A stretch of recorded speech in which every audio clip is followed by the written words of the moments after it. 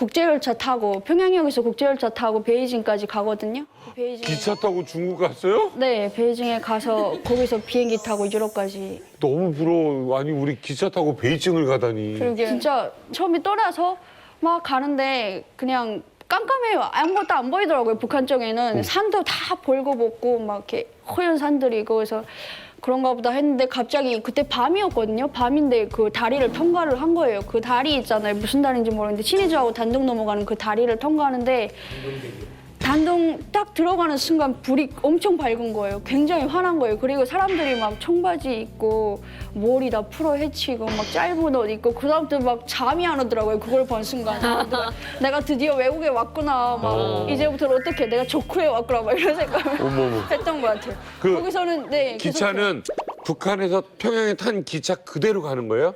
그 단동에서 이렇게 앞에 그거를 교체하는 것 같아요. 오. 교체하고 열차에 그 들어오더라고요. 열차, 그러니까 신의주에 나가면서 그 검열을 해요. 짐에 어떤 걸 가지고 나가는지 그 세관원들이 북한 세관원들이 검열을 하고 그게 통과를 하면 그다음에 북한 거기서 중국 사람들이 올라와가지고 뭐 이거 사라 저거 사라면서 막 그렇게 하는 와 신기하다. 그러니까 평양역에 평양 베이징행 국제 열차가 있어요. 대박. 그러니까 이제 현재는 오전 10시에 그 평양에서 출발하면 단동에 오후 3시에 도착합니다. 거기서 그 북한 화차를 중국 화차에다가 붙여줘요. 앞머리를 바꾼다는 거죠? 그 앞머리는 바꾸죠. 왜냐하면 그 중국 화차가 열차가 그걸 달고 베이징까지 들어가는 거예요. 그럼 베이징에서 이게 유럽으로 비행기 타고 간 거잖아요, 그렇죠? 네. 와. 베이징 공항에서 타고 이렇게 가는데요. 유럽 공항에 딱 도착을 하니까 버이온이 마중을 나온 거예요. 저희 일하는 곳에는 항상 버이온이 따라 나오거든요. 버이부에서 일하는 사람이 나와서 저희를 항상 감시를 해요. 그 사람이 따라 나와서 그냥 잘 왔다 수고했다 하고 그냥 바로 버스에 태우고 그냥 데리고 가더라고요. 숙소로. 그래갖고 못 봤던 것 같아요. 아예 못 봤어요. 유럽 공항. 아니, 그러니까 그러면은 민희 씨는 그 유럽의 어떤 식당에서 일하신 거예요? 그 멋있는 남자들 보고. 저는 식당에서 일을 한다고 했는데 네. 나가니까 식당이 망했던 거예요. 그러니까. 이런. 네, 북한에서 하는 식당이니까 손님도 잘 안 오고. 네. 근데 왜 8명을 왜 데리고? $1,000나 주고 간 건데. 그러니까 중국인 사장이 현지인이랑 같이 이렇게 계약을 해서 하는 그런 공장이었는데 근데 사장은 다시 식당을 세우겠다 이런 생각은 늘 갖고 있었고 그러니까 식당이 설 때까지만 여기서 일을 의류 공장에서? 우리 공장에서 일을 해라 해가지고 문건을 바꿔서 우리 공장에서 일을 그래서 난데없이 의류, 네, 옷 만드는 공장에서 일을 하게 된 거예요? 네. 이게 웬일이에요? 얼마나 실망했을까 순간에는. 진짜 많이 힘들었던 것 같아요. 육체적으로도 그렇고 하루 종일 앉아 있는다는 게 정말 힘들더라고요. 막. 미싱 앞에서 일하는 게 제일 힘든 것 중에 하나예요. 공장 사진이에요, 저기가? 식당 공장이에요? 사진은 아니죠? 네, 공장. 그러게 세상에 식당은 어떻게 저럴 수... 식당이 아니죠? 공장이죠. 저희가 유럽이에요? 네, 바지나 막 원피스 같은 걸 만들어요. 근데 제품 원피스를 많이 만들어요. 야, 우리도 명품을 만드셨네요. 그래가지고 일을 했어요 그걸? 그때 명품인 줄 몰랐어요. 그냥 보면서. 아 근데 그게 진짜 그거예요? 그러니까 조가 같이 그 브랜드. 야 이거 웬일이냐? 그게 북한 바지랑 어떻게 다르던가요? 만져봤을 때 느낌이 딱 다르지 않았어요? 네, 엄청 가볍고 편안하고 그다음에 바람도 되게 잘 통할 것 같더라고요. 저희 북한에 있는 바지는 보통 막 구두 여기까지 덮어야 돼요. 그렇지, 그렇지. 무조건 덮고 막 툭 떨어지고 되게 무겁고 바지 하나당 보통 한 1kg 정도 나가는데 이 바지 진짜 가볍고 편안하고 그래갖고 네. 이거 진짜 알만한 사람들은 안다는 그 브랜드. 저도 나중에 나를 위한 선물로 좀 하나 해줘야지 할 정도로 고가기도 하고 한데 북한 사람들의 손길이 담겨 있는 거네요, 그러면. 그렇네. 근로자들이 야. 없으니까. 예. 근데 만들면서 힘들진 않으셨어요? 그래도 요리하러 갔다가 또 의류 공장에서 일하셨으니까. 진짜 많이 힘들었어요. 저희 보통 아침 6시에 기상을 하거든요. 숙소에 6시가 되면 종이 막 울려요. 막 굉장히 막 그 귀를 울리는 그런 종이 울려요. 그럼 깨나서 밥 대충 먹고 그다음에 준비해서 6시 40분 정도에 숙소 앞에 나가면 버스가 와서 대기하고 있거든요. 그럼 저희 태우고 공장으로 가요. 가서 한 7시부터 일을 시작해갖고 저녁 6시 반에 끝나거든요. 근데 계속 앉아 있어야 되고 만약에 다른 사람들은 거기 현지인들 같은 경우는 시간당 돈을 받잖아요. 그 사람들은 여기 한국처럼 시급이 나오는데 저희는 그 일한 만큼에 따라서 돈이 나오거든요. 그러니까 어허. 내가 이만큼 박은 거에 따라서 돈이 나오니까 사람들이 쉬는 시간에도 안 쉬고 엄청 많이 일을 하려고 하다 보니까 막 전기 재봉이니까 하루 종일 이렇게 이거 누르면 전기가 이쪽으로 이렇게 그러니까 다 붓고 그다음에 홀이 엄청 아프고 막 변비 오고 하루 종일 앉아 있고 하니까 아 이게 전기가 많이 도니까 그럴 수도 있네요. 진짜 많이 붓더라고요. 드르륵 하는 게. 전자파 같은 게 이렇게 오는 것처럼. 아니 정말 그렇게 힘들게 북한하고 일을 했는데 노동의 대가 그 월급은 제대로 받았어요? 한 달에 제일 많이 받았던 게 제가 직접 받았던 중에 제일 많이 받았던 게 150유로였어요 한 달에. 얼마예요, 여기가? 150유로면 한국 돈이면? 한국 돈으로 한 20만 원 정도. 아이고야 세상에 어떻게 여기 올라오면 여권 그거 원래 쓰기 1,000달러인데 네. 그러니까 그 150유로를 받았는데 그냥 그 중에서 일을 제일 많이 해서 기능工같은 경우는 그런 언니들은 막 일 많이 하면 기껏 많이 받으면 한 220, 30? 그 정도 되거든요. 그러면 저는 좋으니까 1,000달러인데 다른 언니들은 돈을 더 많이 쓰는 사람들도 엄청 많거든요. 그러니까 그 돈을 쓴 걸 또 뽑아야 되잖아요. 번전을 뽑아야 되니까 그 생활비에서 엄청 아끼고 먹는 거 아끼고 쓰는 거 아끼고 막 그렇게 아끼는 거죠. 아니 북한도 아니고 유럽에서 20만 원 갖고 어떻게 중간에 살아요? 뛴 거지 누군가가. 그죠? 중국 회사에서. 또 뛰겠지. 중간에 네. 뛴 거지. 아 북한에다 또 보내잖아요. 북한 저희도 당국에다 그걸 다 알고 있거든요. 원래 북한 사람들은 나가면 다 뗀다는 걸 알고 있어요. 근데도 북한에서 버는 돈보다는 엄청 많으니까 나가긴 나가는 거거든요. 그 숙소에 도착을 해서 밥 먹고 그다음에 그냥 갑갑한 거예요. 그래서 혼자서 밖에도 아니고 숙소 딱 바로 밑에서 한 10분 됐나? 서 있었어요. 혼자서 그냥 산책 좀 하고 싶어서 혼자 있고 싶어서. 근데 한 10분 정도 되니까 그 막 사람들이 달려 나오는데 8명, 9명이 나와서 저를 막 체포해 가듯이 들고 올라가는 거예요. 그러더니 방에다 막 어느 한 방에 가갖고는 막 뭘 했냐, 서서 뭐 했냐, 뭐 하려고 했냐, 막 계속 따지고. 바람 센 건데. 그쵸. 그러니까 나는 그냥 바람 쐬려고 했다. 근데 단지 그 사람들은 딱 그냥 나쁜 짓, 나 이러이러한 짓을 하려고 했어. 이런 말을 들으려는 것처럼 막 계속 따지고 그래서 결국에는 막 잘못했다고 빌고 안 그러고 했다고 다시 안 그러겠다고 그렇게 하고 벗어났거든요. 근데 그게 또 하나가 그게 다 자료가 돼가지고 저한테 그러니까 저한테 이렇게 따라붙더라고요, 그 자료가. 혼자 서 있었다고. 네, 그러니까 뭐 사상이 뭐 불투명하고 되게 자유주의적인 막 여러 요소가 보이는데 기미가 아니 보인다. 감옥에 있는 거네 완전. 저한테 붙으면 제가 이제 앞으로 북한에 들어가잖아요. 그럼 그 북한에 들어가면 그게 다 계속 저를 따라다니는 거예요, 한평생. 그래서 제가 혼자 다니다가 이렇게 혼났으니까 그래 그럼 다 같이 가보자 해가지고 4명에서 그때 일요일이었어요. 주말이어가지고 네. 바닷가 저기 놀러 나갔었거든요. 근데 거기는 또 유럽이 되게 주말이면 엄청 막 축제처럼 되게 분위기가 진짜 좋아요. 뭐 야경도 그렇고 막 사람들이 막 굉장히 즐기고 그래가지고 그거 보다가 되게 생각이 내가 이 기회가 아니면 언제 이걸 보겠니? 마음껏 담아서 가서 가져가는데 실컷 자랑을 해야지. 막 나 이런 것도 봤다고 막 한참 보다 보니까 시간이 엄청 지난 거예요. 그렇지. 그걸 모르고 숙소에 왔는데 통금 시간이 10시였어요. 네. 근데 11시까지 저희가 도착을 한 거예요. 근데 그다음에 그 4명을 세워놓고 저희가 4명이 같이 나갔는데 4명을 세워놓고 나머지 사람들이 막 한 사람씩 비판을 해가는데 막 저보고 뭐 갈대처럼 살지 말고 참대처럼 살라고 막 계속 갈대랑 참새는 그거이 어떤 무슨 말입니까? 참대. 그거이 무슨 말입니까? 참대. 북한이 참대, 뭐 배곡, 뭐 소나무 이런 거 되게 좋아하잖아요. 그러니까 예. 변치 않는다는 뜻에서 그런 거 되게 좋아하잖아요. 근데 갈 때는 막 흔들흔들 하잖아요. 지금. 그러니까 흔들거리지 말고 꼿꼿하게 살라 막 이런 뜻이겠죠. 참대처럼. 그러니까 막 그래갖고 근데 저는 도한 거예요. 전에 또 혼자서 행동하다가 막 굉장히 욕먹었으니까 완전 위험 요소에 딱 들어간 거예요. 저는 그래갖고 막 굉장히 욕먹고 외국인하고 눈만 마주쳐도 막 뭐라 그러고 일주일에 한 번씩 그 생활청원을 계속 하거든요. 거기선 금요일마다 수요일마다 하는데 빨간 책 들고 가면 중국 애들이 자꾸 어디 가냐 물어봐요. 빨간 책 들고 어디 가냐고. 그래서 저는 빨간 책 들고 가요. 여기 이거 배지 달고 가서는 막 생활청원 하는데 비판은 저한테 나오는 거예요. 외국인들하고 막 어쩌고 막 그랬다고. 미치겠다. 생활이 모범적이지 못하고. 세상에. 그러다가 한 번은 그 베트남 사람들이 한류를 되게 좋아하시더라고요. 네, 좋아해요. 네. 그래서 막 이민호 씨 것도 켜놓고 그때 한창 그 상속자들이 그 사람들 너무 좋아해갖고 보는 걸 지나가다 봤어요, 제가. 근데 또 그걸 보고 제가 그냥 지나칠 수가 없더라고요. 사람 마음이 그렇지 아직 여수가 않잖아요. 분명히 불온하네. 있어. 불온해요. 네, 그래서 야, 이 사람 이거 남조선 사람이야. 제가 그랬거든요. 우리 북조선인데 그래 남조선이야. 우리 같은 민족이야. 막 안 돼요. 그래서 한참 보다가 막 그다음에 좀 빌렸어요. 나 원래 나 좀 보면 안 되냐. 그래갖고 빌려가지고 핸드폰을 보기 전에 처음에는 그냥 한국 연예인들 좀 보느라고 제가 검색해서 보다가 어쩌다가 김자 누르고 제이자를 누구를 꽃보다 남자에서 나오는 김준 씨 있잖아요. 네, 김준. 네. 근데 그분 보려고 제이자 들었는데 김정은이 뜬 거예요. 아. 밑에 김정은이 딱 떴더라고요. 완성.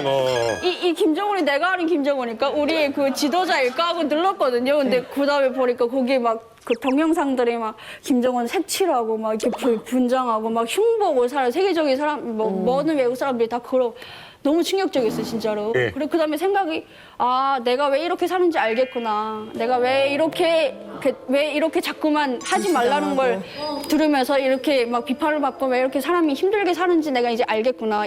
이 사람이 나의 이런 위대한 지도자라고 배웠던 사람이 세계적으로 이 정도밖에 안 되는 사람이었구나. 그다음에 그래서 이 사람이 이렇게 힘들게 우리를 자꾸만 가둬놓으려고 하는구나. 네. 그다음에 모든 게 다 풀리더라고요, 의문이. 예. 그래갖고 안 되겠다. 나는 이제 앞으로 내가 북한에 가도 제가 지금 20대인데 10년 남아 살아야 되는데 내가 계속 이렇게 알고는 살기가 힘들겠다 생각이 들었거든요. 몰랐으면 그렇게 살았을지 그치. 몰라도. 그렇죠. 그래서 한국으로 가야겠다고 결심을 했죠. 마음을 먹었다. 이게 이제는 편히 웃고 말씀하시면 사실 감시가 너무 심했던 거잖아요. 네. 근데 도대체 저는 이제 무슨 방법으로 이제 탈출을 하신 건가? 이게 좀 궁금합니다. 그거를 저 혼자서 계속 생각을 나름대로 굴렸어요. 이걸 어떻게 막 의심을 안 받고 빠져나갈까 막 계속 저 혼자 생각을 굴리다가 일이 좀 되려고 했다고 해야 되나. 운이 좋게도 그때 당시 그 유럽 그쪽 동맹에서 저희 공장에 검열이 들어온 거예요. 그러니까 여기서 북한 사람들 일한다는데 너네 불법 체류, 검열. 인권적으로 이렇게 한다는데 그러니까 이제 검열이 들어온다 하니까 법원이 저희한테 요건을 다 나눠준 거예요. 개별적으로. 어머 어떡해. 너희 갖고 있다가 만약에 누가 와서 물어보면 여권을 이렇게 보여줘라. 나 이렇게 산다 보여줘라. 이렇게 준 거예요. 그다음에 그걸 갖고 있었는데 그때 법원이 출장을 갔어요. 또 일이 잘 되네. 출장을 간 거예요. 한 3일 정도. 근데 그게 또 제 생일이랑 딱 겹쳤더라고요. 그래서 이때다 생각을 하고 그 전날부터 제 생일 전날부터 되게 치아가 너무 아프다고 계속 이렇게 호소를 했어요. 옆에 사람들한테도 그렇고. 연기. 나 너무 치아가 아프다. 막 그래서 계속 밤새 치아를 이렇게 싸고 이거 감고 여기 손을 대고 막 계속 그렇게 막 신음소리 내면서 여기다 한 2대 때리고. 네, 막 여기도 누르고 막 계속 그럼. 그러고 그다음에 그 막 저거 그래요. 생일날에 치아를 뽑으면 안 좋대요. 어떤. 그래도 나는 뽑아야겠다. 이거 못 참겠다. 한국에 가서 뽑아야 된다고. 아니, 그놈도 이상해. 좋은 치과 의사가 있다고. 생일날 일 뽑으면 안 된대. 네, 그래도 한번 보기라도 해야겠다. 제가 말을 했어요. 그래갖고 그래 그럼 갔다 와라 해갖고 네. 통역하고 같이 붙여준 거예요. 통역이 저희 계속 병원에 데려다니고 그렇지. 그런 사람이 있거든요. 그래서 병원에 가서 화장실 좀 간다 해가지고 그 화장실에 간다고 하고 그다음에 바로 병원 밖으로 나와서 제가 그때 돈을 갖고 있었어요. 그 벌었던 돈을 그거 갖고 그냥 택시를 탔어요. 네. 택시를 타고 바로 그냥 대사관으로 가서 네, 들어가서 그냥 한국 대사- 여권을 보여주고 네, 한국 대사관은 가까이 있었어요? 네. 그래서 대사관 들어갔어요. 네. 막 중국에서 보면 막 경비들이 맞고 그러는데 거기 그런 건 없어요? 아, 거기는 전혀 안 그렇더라고요. 제가 만약 중국에서였다면 제가 잡혔겠죠. 그러니까. 당연히. 나오자마자 잡혔겠죠. 네. 근데 유럽은 그런 게 아예 없어요. 제가 너무 신기했던 게 네. 항상 나갈 때마다 교육을 받은 게 그거거든요. 왜 그 북한에서도 막 이것저것 말이 그 교양을 하면서 말이 보여주기도 하고 막 그런 게 너희는 나가면 이렇게 사진 자료도 다 있어요. 이 사람 북한 사람인데 이 주변에 지금 감시를 하고 있다. 너희도 나가면 이렇게 감시를 당할 것이다. 외국인들한테. 근데 신기한 게 제가 이렇게 다려도 그 누구도 저한테 관심을 안 줘요. 외국 사람들은. 오히려 북한 사람들이 저를 막 살피면 살폈지 그냥 외국 사람들은 아시아 사람 하나 지나가는 것보다 이렇게 생각을 하거든요.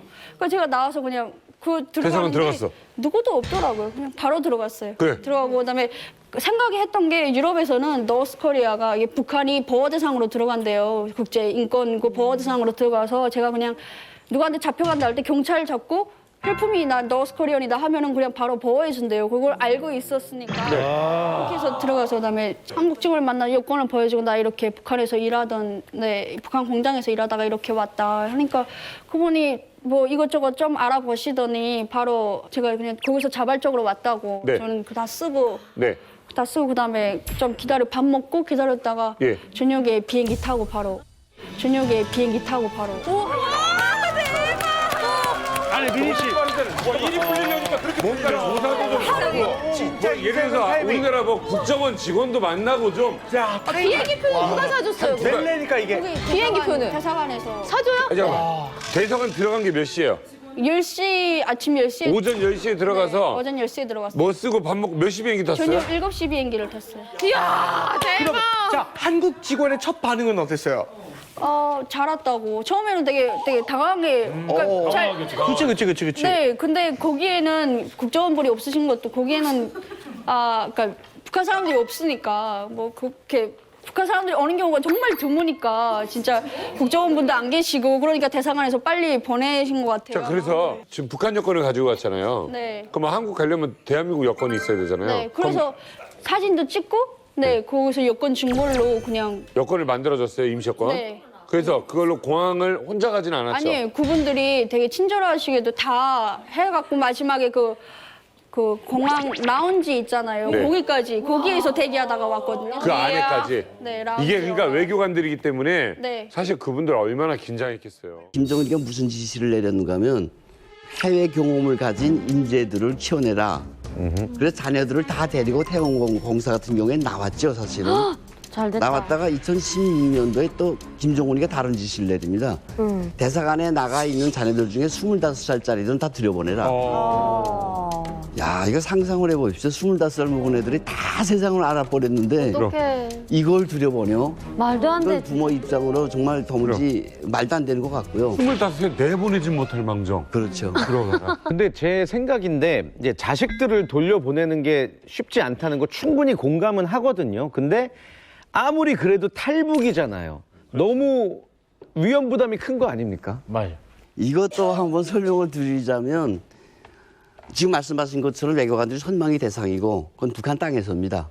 해외 땅 나가면 다른 나라 외교관들이나 외국 사람들과 비해 볼 때 이 수준이 너무 한심하거든요. 95년도부터 북한에서 그 대사관에 지령을 내립니다. 모든 해외 공간에서 사용하는 돈은 현지에서 조달하라. 말이 돼. 그러니까 이분들이 외교 활동을 하는 게 아니라 현재 돈 조달하는 활동을 할 수밖에 없고요. 북한 외교관들 월급이 500달러에서 800달러입니다. 그리고 대사인 경우에 1000달러를 넘지 않는답니다. 이거 가지고 내 가족 먹여 살려야 되죠. 어떻게 보면 북한 외교관들은 다 잠재적인 탈북자가 아닐까. 그래서 북한 외교관들의 그 실상을 저희가 또 영상으로 준비했습니다. 함께 보시죠. 북한에서 엘리트라 불리는 외교관. 2016년 영국 대사관에서 망명한 태용호 공사의 책을 보면 외교관들의 열악한 실상을 증언하고 있다. 북한 당국으로부터 식량 원조를 받으라는 지시를 받은 태공사는 덴마크에서 100만 달러 정도의 식량 지원과 함께 치즈도 지원받게 됐다. 북한 외교관들의 열악한 실상은 이뿐만이 아니다. 북한 당국으로부터 지원을 받지 못한 북한 외교관들은 불법 외화벌이로 대사관 유지비를 마련했다. 담배 밀수를 한 돈으로 대사관 건물을 보수하고 외교관들의 생활비로 나눠준 스웨덴 북한 대사. 하지만 스웨덴 경찰에게 붙잡히며 국제적 망신을 당하고 만다. 외교 임무를 가지고 해외에 파견됐지만 외화벌이에 동원되는 북한 외교관들. 그들의 비참한 현실은 지금도 계속되고 있다.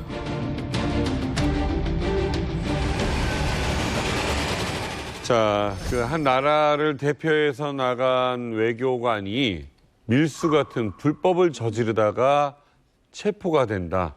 이게 참 얼마나 비참한 일입니까? 김성민 대표님, 이런 일이 진짜 있네요.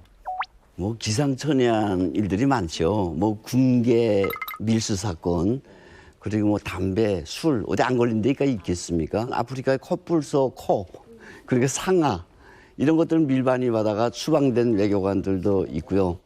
제가 어떤 외교관을 만났는데 이게 사실인지 모르겠는데 보통 외교관들이 파티를 많이 해요. 그렇죠. 다른 대사들과 관계를 갖잖아요. 근데 북한 대사 쪽 분들이 부식을 달라고 그랬나 봐요.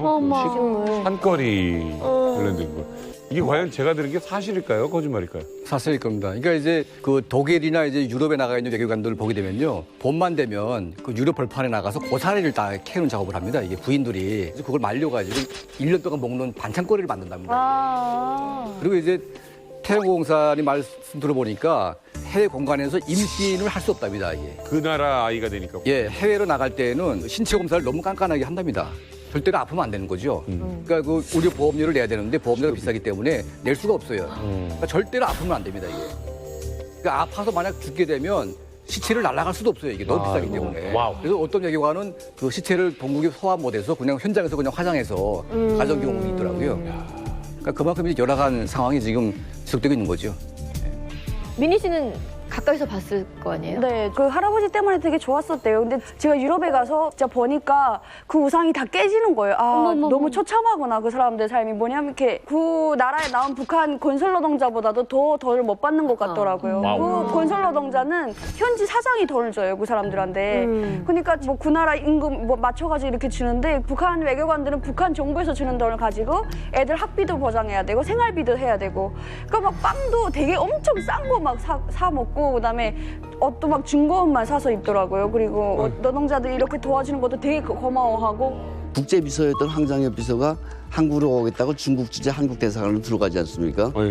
북한이 특수부대를 보내서 시체라도 안고 메고 가겠다고 특수부대를 실제 파견하게 됩니다. 그러니까 중국 공안이 아 이것들 봐라 하고 장갑차를 요술 때나 쫙 배치해버립니다. 앞에다. 대사관 앞에다. 이런 첨예한 지금 일들이 벌어지고 있을 겁니다.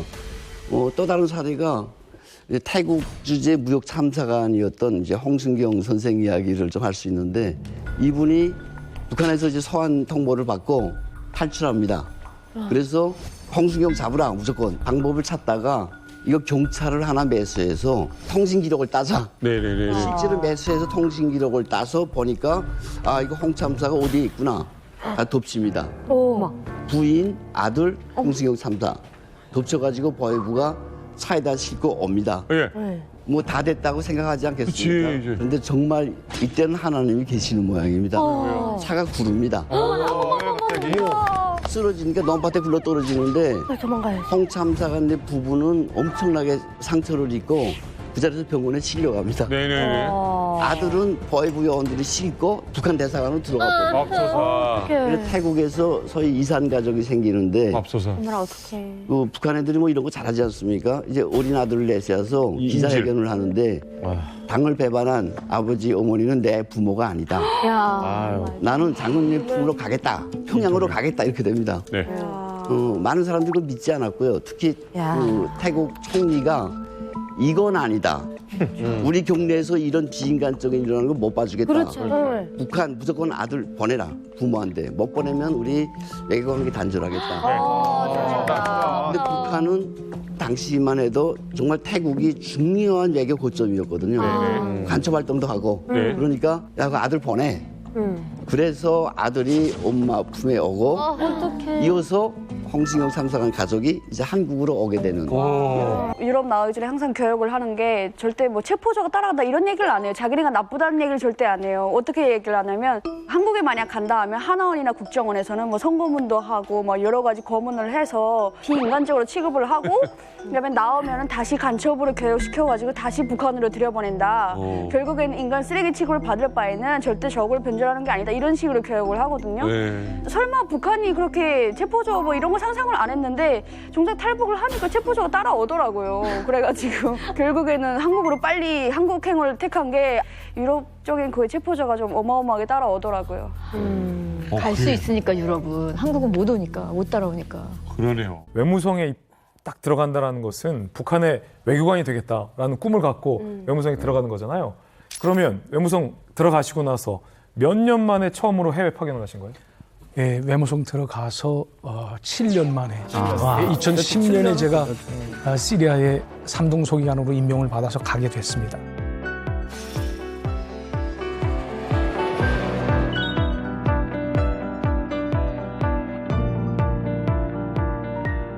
거기가 이제 좋은 게 뭐냐면 일단 거기는 족선 관계가 없습니다. 그러니까 족선 관계가 없다는 건 한국 대사관이 없다는 말이에요. 시리아, 그렇지. 시리아라는 건 내전. 내전보다도 그 수교가 안 수교가 미수교국의 유일하게 지금 시리아 하나입니다. 유엔 가입국 중에서는 지금 시리아 하나 딱 있습니다. 위험해서 저희 교민들도 사실은 거의 그러니까 시리아에서 이제 가게 되면 우선 안전 대표가 없습니다. 거기는. 그럴 필요가 없으니까. 그러니까 아무래도 조금 자유롭다고 할까? 그래서 편하겠네요. 상당히 뭐 인터넷도 하고 싶으면 하고. 검색을 뭘 해보셨습니까, 맨 처음? 처음에 아무래도 좀 흥미로운 게 있지 않습니까? 뭐예요? 드라마? 김종일이라고 쳤습니다. 김정일에 대해서 어떤 뉴스들과 자료들이 있는지 그걸 이제 보고 나셨다. 그렇습니다. 그리고 저희가 아무래도 인터넷을 접한다는 그 자체가 북한에서는 할 수 없는 일이 아닙니까? 그러니까 해외에 나오면서 가장 흥미로웠던 점부터 하나하나 인터넷을 통해서 서치를 하는 겁니다. 그러면 자 김정일이라고 검색을 했습니다. 뭐가 나오는가요? 우선 1942년으로 뜨더라고요, 생일이. 근데 저희 장인이 1941년생이거든요. 근데 저희 장인하고 같은 나이가 동년배입니다. 그런데 42년으로 뜨더라고요. 많이 들어왔네. 그래서 이것도 조금 좀 다르나? 뭐 이런 식으로 이렇게 보다가 더 흥미로웠던 거는 저희는 그 어릴 때부터 백두미령 고향집에서 탄생했다는 것을 그렇게 배우고 그렇게 믿고 있었어요 그때까지. 당연히 그렇게 믿고 있죠. 종교인데. 그래서 채 보니까 아니 뭐 백두미령 고향집이 아니고 저기 러시아 국동 지역에 있는 그쪽에서 태어났다고 써 있더라고요. 그러니까 완전히 이게 멘붕이 오는 겁니다. 알고 있던 그 출발점부터. 이게 완전히 처음부터 완전히 다르지 않습니까? 김정일이라는 세 글자를 침으로써 출생의 비밀로 들어가 버린 거예요. 그러니까 42년 백두산 미령 출생이 아니고 사실은 1년 전인 1941년 소련군 대위였던 김일성의 근거지였던 브야츠크 병영에서 태어난 유라를 만나게 된 거죠. 그러면 이제 고구마 줄기, 감자 줄기처럼 그냥. 그죠. 검색어가 쭉 연동이 돼가지고 쭉 나오지 않습니까? 거기에 또 뭐 저희는 아마 다 알 거예요. 6.25 전쟁이다 하게 되면 저희는 북침으로 알고 있거든요. 그렇게 뭐 배워왔고 6.25가 북침이 아니라 남침이다. 이런 거는 또 그 소련이 해체되면서 그런 이 문건들이 다 노출돼서 나오지 않았습니까? 이게 진실 아니에요. 아니 정말 궁금한 게 북한 사회 지도층 엘리트도 6.25가 남측에서 치고 올라간 걸로 배웠습니다. 엘리트신데? 모릅니다. 진짜. 인터넷을 접하지 못하게 되면 이거는 절대 알 수가 없는 거예요. 김정일 검색을 했더니 쭉쭉쭉쭉 나와. 진실을 접했을 때 기분은? 무엇으로 그 뒤통수를 한 대 맞았다는 그런 기분. 그럴 것 같아요. 그럴 것 같아요. 야, 이런 것까지 다 속여내는. 그러니까 제가 진짜 승상했던, 숭배했던 그 김씨 일가가 우리들 이렇게 걸려먹어. 종교가 깨진 뭐 이런 그 느낌이라고 할까? 그런 느낌이 확 드는 거죠. 배신감, 분노, 뭐 이런 거. 이게 단순한 어떤 배신감을 떠나서 한 인간이 평생을 살아온 그 인생 전체를 다 흔들어버린 거잖아요, 사실은. 그때 심정이 이거 나 북한을 떠나고 싶다. 외국에 나와 있는 상황이니까 뭐 그런 또 생각이 드셨던 건 아닐까요? 또 뭐 이거 그 탈북과 관련된 문제는 또 다른 문제입니다. 왜냐하면 제가 이제 만약 탈북을 하겠다라고 결심을 하게 되면 제가 뭐 유년 시절, 뭐 청춘 시절, 뭐 이런 걸 다 제가 북한에서 이거 다 묻고 살지 않았습니까? 그 뿌리를 거기에서 묻고 이때까지 쭉 자라왔는데 그걸 다 부정하고 그리고 또 저희 일가 친척들, 부모님들 뭐 이런 걸 다 버리고 제가 아무 이유 없이 탈북을 한다는 건 그건 조금 좀 이과는 조금 거리가 멀는 거고 그리고 또 뭐 실제 탈북을 한다고 해서 뭐 제가 내 운명이 뭐 달라진다, 뭐 어떻게 된다 이런 보장도 없고. 보장도 없지 않습니까? 사실 말해서. 예를 들자면 이제 물은 점점 온도가 올라가는데 아직 끓지는 못하는. 맞습니다. 방아쇠는 아직 당겨지지 않는 상황. 아니 지금 시리아에서 이제 처음으로 어떻게 보면 자유를 좀 만끽하신 거잖아요. 인터넷 마음껏 쓴 거 말고 또 다른 좋았던 뭐 이런 기억이 좀 있나요? 앞서 말씀드리다시피 시리아는 이 안전대피가 없는 그런 나라입니다. 그러다 나니까 저희가 자유롭게 무슨 인터넷도 접하고 또 세틀라이트라는 게 있지 않았습니까? 옛날에 위성 안테나. 위성 예. 그 세틀라이트를 통해서 저희가 그 북한 조선중앙 TV를 봤었거든요. 근데 파장이 너무 안 잡혀서 정말 힘들었습니다, 보기가. 근데 이 KBS 월드라든가 그 아리랑 TV 같은 건 정말 잘 나오거든요. 정말 사진이 정말 쨍쨍하게 잘 나오거든요. 근데 뭐 그렇다고 해서 고실에 놓고 이걸 왕왕 털고 보게 되면 또 걸리잖아요. 그러다 나니까 이 방 안에 들어가서 이 방음이 좀 잘 되는 그 방에다 이 TV를 놓고 불안해서 예, 그리고 식사 칸도 또 그쪽으로 옮겨와가지고 밥을 먹으면서 예, 그러면서 이제 KBS 월드라든가 뭐 애기는 안 보여주지. 뭐 저희 딸도 무조건 보죠. 예, 저희 딸이 KBS 월드 하면서 이렇게 흉내까지 냈었습니다. 그래서 제가 밖에 나가서 그 말하면 안 된다고. 이게 난 너무 의외다. 아리랑 TV랑 예, 월드. KBS 월드를 봤었습니다. 그때 당시 글로벌하게 나가는 방송. 너 기억 안 나시나요? 맞다. 예, 저 월드 앵커였는데. 예, 맞습니다. 예, 지금도 유튜브를 자주 보고 있습니다. 아니 너무 신기하다. 최근에 TV를 또 보다가 제가 배우 김남주 씨가 나오는 그런 드라마가 최근에 나오더라고요. 예. 그래서 제가 보고 얼마나 놀랐는지 모릅니다. 한쪽으로 얼굴 보면서 막 반가운 생각이 들더라고요. 왜요? 어떤 사람? 그때 그 제 최애 드라마가 농쿨체 굴러온 당신. 기억나. 그때 김남주 씨가 그 주역을 맡았어요. 맞아요. 아니 그거 우리나라에서 굉장히 큰 히트했거든요. 시청률 엄청나게 나와서. 그걸 시리아 예, 시리아에서 사모님하고. 예, 뭐 한 부 그러니까 매일 연재되지 않습니까? 그 시간이 언제쯤 또 돌아오나 하고 계속 기다려지는 거예요. 아니 그 드라마에 어떤 점이 좋으셨어요? 뭐라고 할까 이렇게 북한하고는 조금 다른. 솔직히 무슨 주체 사상이요, 뭐 당에 충실해야 된다, 뭐 김씨 일가에 충실해야 된다, 밥 먹으면서 그런 소리는 안 하지 않습니까? 맞아요. 예, 맞아요. 그러니까 밥 먹으면서 그래도 티격태격하는 그런 사람 사는 그런 냄새가 나는 그런 드라마가 우리한테 와닿는 거죠. 아기는 너무 어릴 때라 뭐 방송을 잘 몰라.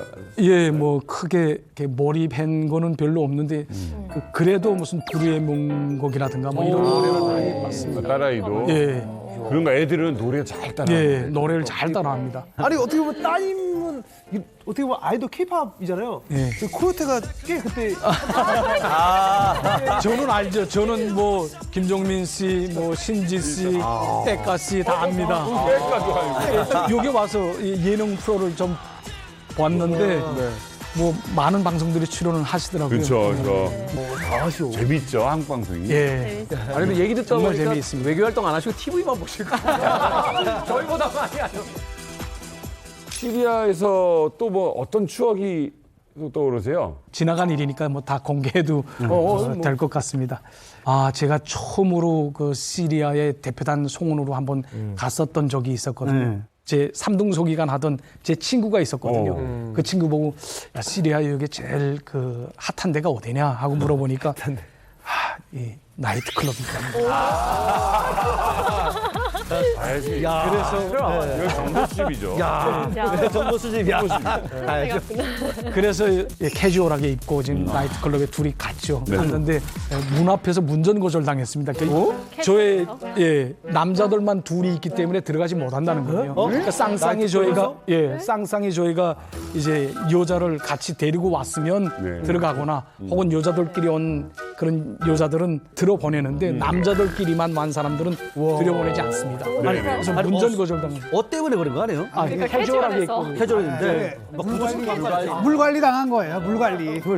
아닌가? 이거는 이제 거기가 러시아 사람들이 하고 있는 그런 나이트 클럽이거든요. 그러다 나니까 이렇게 좀 완전히 개방적이고 완전히 프리한 그런 나이트 클럽이 아니었던 것 같습니다. 제가 탈북민 한 2,300명 정도 만나봤고 그 중에 한 2,000명 정도 여동생들이에요.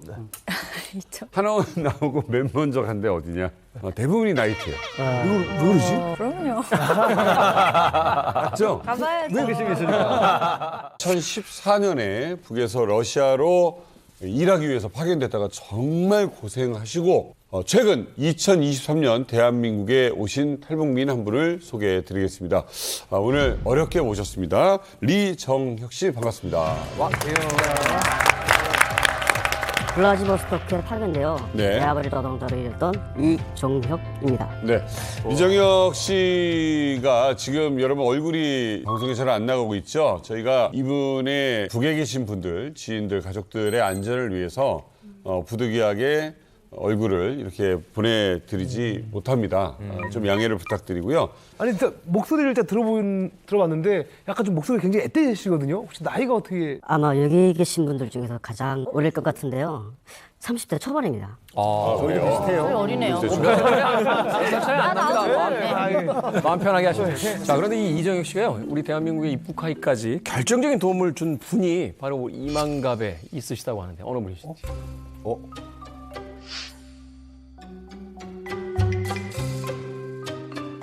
네, 접니다. 네, 접니다. 진짜요? 네, 요즘에 북한의 MZ 세대들이 이 SNS를 통해서 많은 활동을 하는 것 같더라고요. 아무래도 정권에 대한 불만 이런 것 때문에 호기심에 많이 접근을 하는 것 같아요. 그래서 또 해외에 나와 계시는 분들이 가끔 이렇게 연락이 오시기도 합니다. 그래서 그런 걸 볼 때마다 좀 놀랍기도 하고 저한테 또 이렇게 연락을 주셔서 만나게 됐던 거죠. 연락을 댓글을 다루신 유튜브 댓글 단 거예요? 네, 제가 그 유튜브를 시작할 때는 이렇게 뭐 탈북민을 구출하는데 유튜브가 쓰여질 줄 잘 몰랐어요. 그냥 했던 건데 제가 이제 생방송 라이브를 하고 있었어요. 근데 거기 댓글에 뭐라고요? 안녕하십니까, 저는 러시아에 파견된 해외 노동자입니다.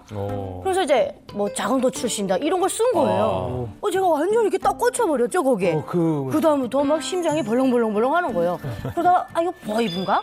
놀자 그러나? 막 그런 생각도 했어요. 이게 좀 쿵쿵 거는 것 같아서. 근데 그 전에도 이런 일들이 많았어요. 그래서 그냥 연관되고 싶지 않아서 버이브일 수도 있고 그래서 안 받았거든요, 대부분. 근데 자강도라잖아요.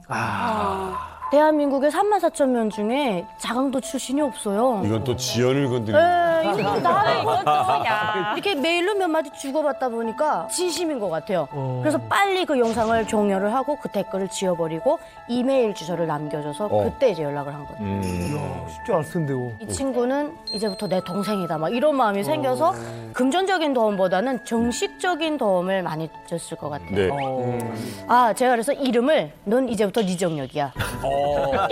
이름을 지어줬어요? 얼굴 본명이 아니에요? 이제 먼저 이름을 들으시니까 굉장히 귀에 아니, 익숙하시죠? 드라마 그 주인공. 맞아요. 사랑의 불시착. 리정혁 동무. 네. 물론 얼굴은 리정혁 동무하고 거리가 있지만 마음만큼은 내 동생이. 우리 실물 보니까 현미 씨 많이 닮았어요. 마음만큼은 내 동생이 대한민국에 와서 리정혁처럼 살아주길 바랬던 거예요. 대박이네. 그래서 이제부터 리정혁이야. 그래서 정혁이가 된 거예요. 이름 멋있네. 야, 이야기를 듣다 보니까 인연이라는 게 참 묘하다 하는 생각을 해보게 되는데 이정혁 씨에게 좀 이걸 여쭤보고 싶어요. 저 이만갑 식구들 중에도 유튜브 운영하시는 분들 굉장히 많고 또 다른 분들도 계시잖아요. 네. 근데 이제 윤아 씨를 콕 찍어서 연락해볼 생각을 하시게 된 게 제가 솔직히 러시아 생활을 5년 이상을 했거든요. 네. 근데 핸드폰을 한 3년 되면서 사용을 했어요. 5년 있다 제가 5년이 되어 가던 그때 우리 누나를 유튜브를 보게 되었어요. 우연히. 이만갑 유튜브 실시간으로 제가 봤거든요. 실시간. 뭐가 나오던가요? 그때 우리 유나님의 그런 바이올린 치고 또 어머님과 헤어지던 그 탈북 스토리를 보면서요. 네, 진짜 가슴이 뭉클했고요. 30년 가까이 살면서 좀 울지를 않았거든요. 군대를 나오면서 부모님들 앞에서 눈물 한 방울 흘리지 않았던 제가 이렇게 누나의 그 감동적인 스토리에서 가슴이 너무 뭉클했습니다. 모든 사람에게는 고난과 시련이 따르기 마련이야. 강한 굳음을 마음을 가지고 끊임없이 도전해서 나갔던 것 같습니다. 힘을 낼 수 있었네요. 너무 격려의 한마디가. 네. 저도 이제 이만갑 MC를 이제 오랫동안 이제 하고 네. 있는데 사실 해외 파견된 이 노동자분들이 스마트폰을 자유롭게 쓴다는 걸 좀 처음 들어봤거든요. 이걸로 자유롭게 좀 유튜브도 볼 수 있고 그러는 건가요? 그러니까 제가 생각하기에는 리정혁 씨가 아마 북한에서 파견한 정부죠. 정부 회사에 아마 청부로 일하지 않았나 저는 그렇게 예측됩니다. 왜냐하면은 어떻게 됐냐면 북한에서 20, 30명의 노동자들이 파견이 되잖아요. 외국으로. 네. 그러면 20명, 30명이 그 반복적인 로봇처럼 반복적인 일을 하다 보면은 그 안에서 뭐가 생기냐면요. 전문가가 나와요. 맞아요. 그러면 전문가가 딱 나오면은 여기 이 회사를 운영하는 북한 측의 간부가 딱 보고 나가지고 여기다 사람을 서너 명을 더 붙여줘요. 그리고 나가지고 이 사람이 다른 일을 하게 해요. 그러니까 별동대를 만드는 거죠. 그래가지고 자기가 챙겨. 그렇죠. 그리고 나가지고 이 사람들이 일을 하게 하면은 여기에는 30명이 모아져서 사는 기숙사보다는 조금 감시가 덜 해요. 이 사람들은 스마트폰을 할 수가 있어요. 아마 제가 봤을 때는 리정혁 씨가 그런 청부 일을 하지 않았나 그렇게 생각되는데 맞나요? 네, 맞습니다. 솔직히 청부에 거기 뽑힌다는 게 쉽지 않거든요. 첫째, 지휘관들에게 신임을 얻어야 됩니다. 일단은 바깥으로 또 나가는 그렇죠. 팀이니까. 기술적으로도 그리고 러시아어도 능숙하게 해결을 해야 됩니다. 몇 명에 한 명 정도 뽑혀요? 100명 중에 2명 내지 3명입니다. 엄청나네 경쟁률이. 그렇죠. 2% 3% 3%. 근데 이게 확실하게 믿을 만한 인물이어야 되거든. 야, 얘는 안 튄다. 그렇죠. 그만큼 지휘관이 봤을 때 얘는 어디 놔도 딴 짓은 안 할 애다. 네. 그리고 임무도 정확히 끝까지 수행할 수 있는 그런 군인당 기질. 참고로 제가 또 말씀을 드린다면 쿠웨이트에 있을 때 제가 목격한 것인데 대체로 회사 사장이다 하게 되면 아까처럼 자기가 데리고 있는 그런 하청부 노력을 따로 지금 깔고 있어요. 군대장, 조장 중심으로. 그렇지. 그러니까 이 사람들을 이제 내보내서 개인 하청부를 하고 이제 집을 만약에 이제 지었다라고 하게 되면 이 돈을 이 지배인하고 그러니까 사장하고 나가 있어서 이제 청부를 한 그 사람들하고 같이 나누기를 하거든요. 장부를 조작하거든요. 이거를 근데 북한 당국이 알아요. 그래서 별도 수식 사업을 하고 자기 주머니를 챙기는 건 어느 정도 눈 감아주고 있는 거죠. 대신 이렇게 반땅한 당 비서가 또 당이 일정 정도 정기적으로 상납을 또 해요. 그런데 이렇게 리정혁 씨처럼 러시아의 청부 노동자로 나와서 집을 짓는 분들을 보면 너무 신기한 게 엄청 빨리 져요. 맞아요. 속도전이야. 맞아요. 기술자니까. 장비도 없는데 빨리 져요. 제가 사진 몇 장 갖고 왔는데 함께 보시죠. 이거 지은 거예요? 이게 리정혁 씨가 청부 노동자로 일하면서 두세 명이 불과 석 달 안에 지었던 주택. 두세 명이 석 달 안에 지었다고? 석 달 안에 지었던 주택. 두세 명이 석 달 안에 지었다고? 두세 명이. 어머머머머. 이거 만약에 요 정도 공사 사이즈면 일단 공기라고 하잖아요. 공사 기간도 우리나라는 한 2배 정도 더 잡아야 되고 근로자도 서너 명 갖고 안 돼요. 훨씬 많아야 되고 각 분야별 전문가들이 같이 짓는데 난방, 전기, 뭐 그렇죠. 뭐 다 따로 있어요. 이걸 혼자 다 하는 거야 인테리어까지. 이야. 이장, 도배, 목공. 여기 대단하구나. 규칙적인 시간 지켜가면서 일하면 그 계획을 언제 할지 모릅니다. 그래서 저 3,000불을 벌려면요. 하루에 2-3시간밖에 못 잡니다. 그만큼 전투적으로 해야 돼요. 그리고 더군다나 저희는 군인이니까요. 자존심 싸움이에요. 일하면서도. 누군가 벽돌을 10장 쌌다. 그러면 다른 사람은 11장 싸고 집에 내려갑니다. 이 정도로 일을 하니까 저 대공사도 석 달이면 다 끝내는 겁니다. 맘 먹으면 뭐 우리 충남 보령 고향에 뭐 한 30평짜리 뭐 이렇게 집을 짓고 싶다. 네. 지을 수 있으세요? 한 2명에서 한 2달이면 되겠죠. 나랑 안 살고 얘기 좀 합시다. 방금 새로운 사업 아이템이 지금 떠올랐는데. 형, 나 그거보다는 훨씬 더 줄 수 있어요. 아니 노동력 착취해요. 아니 우리 정당하게 보수를 주죠. 제가 사실 통화를 할 때 자기가 무슨 거기 뭐 간부들 뭐 집을 이렇게 따로 탁 뒤로 빼더라고 짓는데요. 솔직히 속으로요. 야 얘도 또 북한 애가 틀림없구나. 후라이가? 호풍이 후라이가 그냥 꽉 찼구나. 그렇게 생각했는데 또 자기가 러시아 말을 잘한다는 거예요. 러시아어를? 그래서 내가 너 나 언제 얼마나 됐니? 그러니까 뭐 4년째인가 뭐 그렇게 됐을 때 저 청부 그거에 책임자가 됐다는 거예요. 그래서 2-3시간 자는 속을 그걸 쪼개가지고 일할 때도 그 사람이 말하면 그걸 귀담아두고 계속 반복적인. 그러면 지금 누나한테 러시아 말로 간단히 하고 싶은 말 해보세요. 뭐라고 할까요? 그냥 하고 싶은 얘기. Здравствуйте, сестра. я люблю тебя. 와, 잘하는 것 같아요. 안녕 누나. 당신을 사랑해. 여기 진짜 어떡하지? 이게 어떡하지래. 어떡하지? 속마음 들켰네요. 아니, 얘기를 해보니까 리정혁 씨는 자유를 찾아온 게 아니라 사랑을 찾아왔어요. 사랑의 불시착이구나. 사랑의 시착이구나. 그리고 그냥 집 진 다음에 누나한테 그래. 누나. 먼저 들어. 뭐하러 그렇게 외롭게 삽니까? 들어와서 같이 사자. 빅픽처가 있어.